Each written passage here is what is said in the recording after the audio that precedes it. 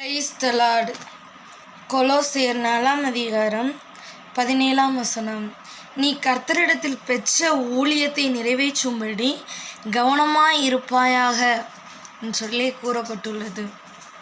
நம்ம கர்த்தரிடத்தில் பெற்ற ஊழியம் அப்படின்னா என்ன? நீங்கள் சொல்லலாம், எனக்கு ஊழிய அழைப்பே இல்லை, கர்த்தரிடத்தில் நான் எதை பெற்றுக்கொண்டேன்னு நீங்கள் கேட்கலாம். ஆனால் உங்களுக்கு கொடுக்கப்பட்ட ஊழியம் மோசையின் தாய்க்கு நீங்கள் தாயானவள் என்ன பண்ண, நீ இதை எனக்கென்று வளர்த்திடுன்னு சொல்லி பார்வோன் குமாரத்தி நான் ஒப்படைச்சேன். அதே மாதிரி உங்களை நம்பி ஆண்டவர் கொடுத்த பிள்ளைகளை வளர்க்கும்படி கொடுக்கப்பட்டதும் ஒரு ஊழியம்தான் சொல்லி ஆண்டவர் கூறுகிறார்.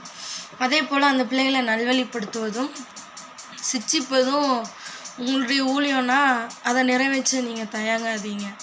அதே போல் நல்ல கணவனாகவோ நல்ல மனைவியாகவோ இருக்கணும்னு சொல்லி ஆண்டவர் அந்த ஊழியத்தை அந்த பொறுப்பை உங்ககிட்ட கொடுத்தாருன்னா அதையும் நிறைவேற்ற நீங்கள் தயங்காதீங்கன்னு சொல்லி ஆண்டவர் கூறுகிறார்.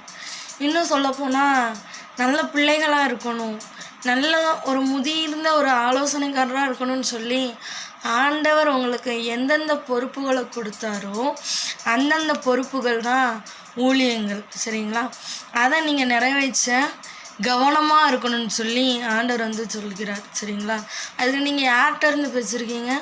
கர்த்தரிடத்திலிருந்து நீங்கள் பெற்றிருக்கீங்க.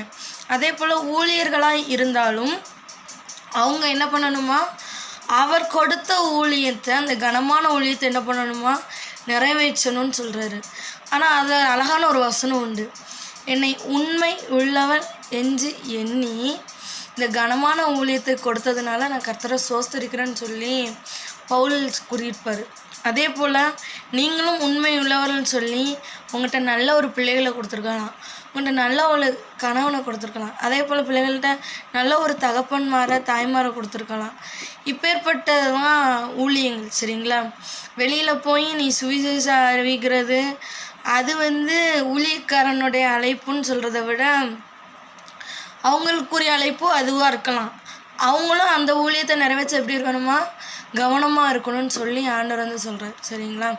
நம்ம கர்த்தரிடத்தில் பெற்ற ஊழியத்தை கவனமாக நிறைவேற்ற நம்ம எப்படி இருக்கணுமா, நிறைவேற்ற கவனமாக இருக்கணும்னு சொல்லி ஆண்டவர் கூறுகிறார், சரிங்களா? அந்த ஊழியத்தை நிறைவேற்றும்படி ஆண்டவர் உங்களை பலன் தருவாராக. கர்த்தர் தாமே இந்த வார்த்தையினுள்ள உங்களோடு கூட பேசணும்னு சொல்லி விசுவாசிக்கிறேன். கர்த்தர் உங்களை ஆசீர்வதிப்பாராக. ஆமென். God bless you all. Thank you. தெய்வ கிருபை உங்களோடு இருப்பதாக.